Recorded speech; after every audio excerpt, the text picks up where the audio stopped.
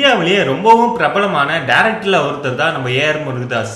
இவரோட முதல் படமான தீனால தொடங்கி இப்போ வரைக்கும் இவரோட படங்களுக்கு பெரிய அளவுல எதிர்பார்ப்பு இருக்குங்க. இவருக்கு திலீபன் ஒரு தம்பி இருக்காருங்க. திலீபன் பாத்தீங்கன்னா வத்தி குச்சிங்கிற படம் மூலியமா தமிழ் சினிமால அறிமுகமானாரு. சென்னையில பிறந்த இவரு PAK ஹையர் செகண்டரி ஸ்கூல்ல தான் படிச்சிருக்காரு. இவர் ஆரம்பத்துல ஒரு பிசினஸ் பண்ணிட்டு இருக்கும் போது அவரோட அண்ணனான முருகதாஸ் ஆபீஸ்க்கு அடிக்கடி போவாராம். அதுல அந்த ஆபீஸ்ல இருக்க எல்லாரும் ரொம்பவும் பழக்கமாயிருக்காங்க. முக்கியமா டைரக்டரான கின்சிலினும் அங்கதான் அறிமுகமாயிருக்காரு. கொஞ்ச நாள் கழிச்சு கின்சிலின் ஒரு கதை எழுதியிருந்தாரு. அந்த கதைக்கு ஒரு புதுமுக ஹீரோ தேவைப்பட்டுச்சு. அப்போ திலீபனை நடிக்க வச்சா நல்லா இருக்குன்னு திலீபன் கிட்ட பேசியிருக்காரு. அவரும் ஓகே சொல்லிட்டாரு. அவரு இந்த படத்துல நடிக்கிறதுக்காக ஒரு 8 மாசமா ஆக்டிங் கத்துக்கிட்டாரு.